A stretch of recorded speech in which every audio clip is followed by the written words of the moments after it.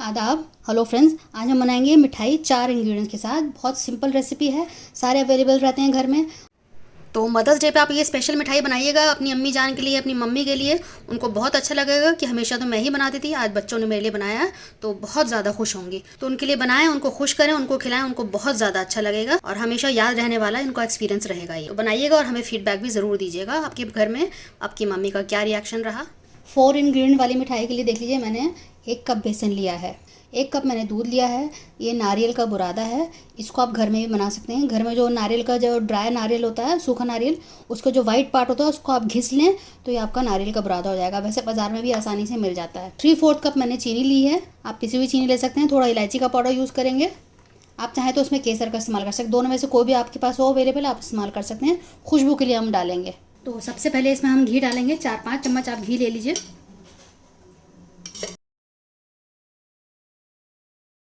Flame मैंने लो कर दिया है, घी पिघल गया है।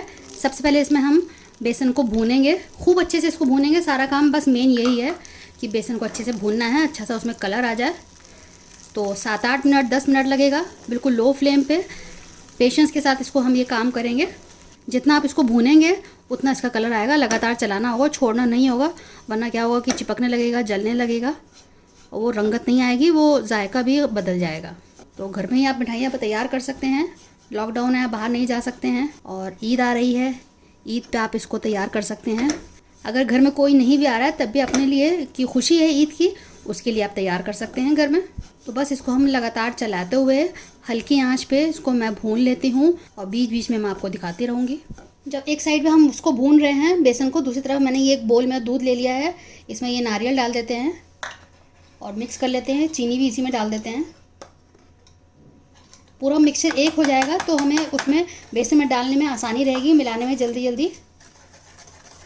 तो बस सबको मिक्स कर लेते हैं।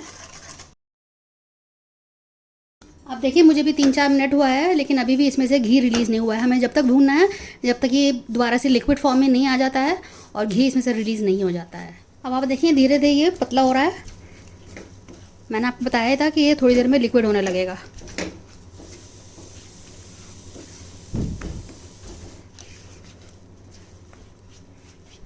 अब इस स्टेज में हम बाकी इंग्रेडिएंट्स एक साथ डाल देते हैं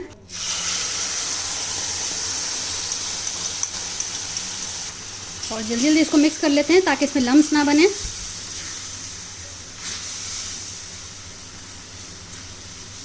अभी भी हमने फ्लेम को लो पे किया हुआ है बिल्कुल।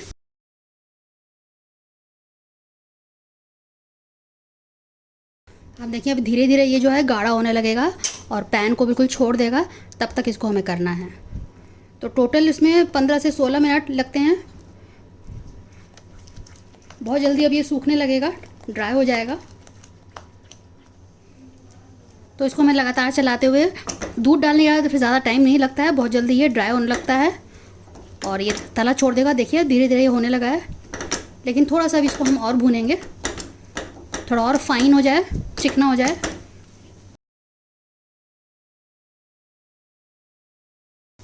देखिए जब ऐसे होने लगे तब इसको समझ लीजिए कि ये तैयार है। लेकिन अभी भी मैं इसको 1 से 2 मिनट और करूँगी।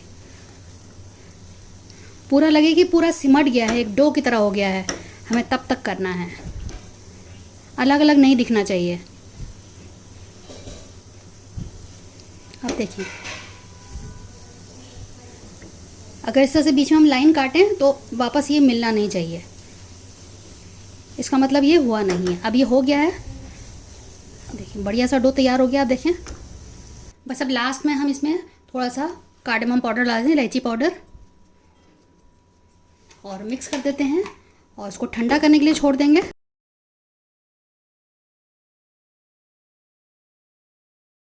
तो बस अब इसको मैं प्लेट में निकाल लेती हूँ। आप देखें हमारा डो की तरह बिल्कुल तैयार हो गया है। ठंडा करके फिर इसकी हम मिठाई तैयार करेंगे। मैंने इसको प्लेट में निकाल लिया था, ये हल्का सा ठंडा हो गया। बहुत ज़्यादा ठंडा नहीं करेंगे, अदरवाइज़ लड्डू बन नहीं पाएंगे, मिठाई तैयार नहीं हो पाएगी। तो आप इसको बॉल्स की शेप में कर लें, पेड़े की शेप में कर लें, जैसा आपको सूट करे। पहले हथेली के बीच में आपने ऐसे करना है।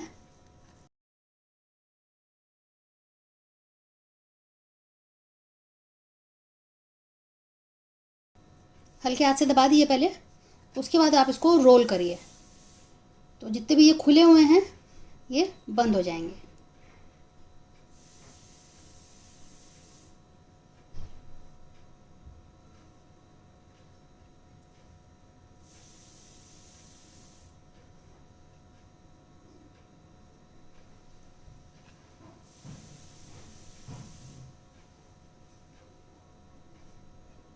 हल्का सा नीचे बीच में उंगली से हल्का सा दबा दें, फिर बीच में आप पिस्ता रख दें इसके, तो बढ़िया सी आपकी मिठाई तैयार हो जाएगी।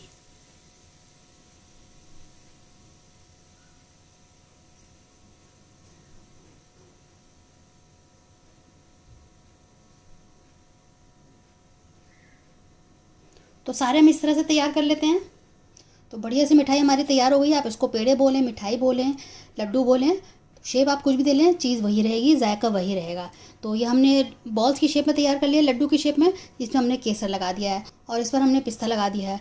बनाइएगा, अपने एक्सपीरियंस हमारे साथ शेयर कीजिएगा। घर में बच्चों को और बड़ों को कैसे लगे ये लड्डू और ये मिठाई, हमें आपके फीडबैक का इंतज़ार रहता है।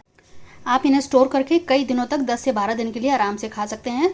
फ्रिज में रख दें बंद डब्बे में, जैसे मैंने रखा है, और फिर आप जब मन करे आप इसको खाएं। अगली बार मिलते हैं किसी नई रेसिपी के साथ। तब तक के लिए शुक्रिया। देखते रहिए शहलाज दस्तरखान।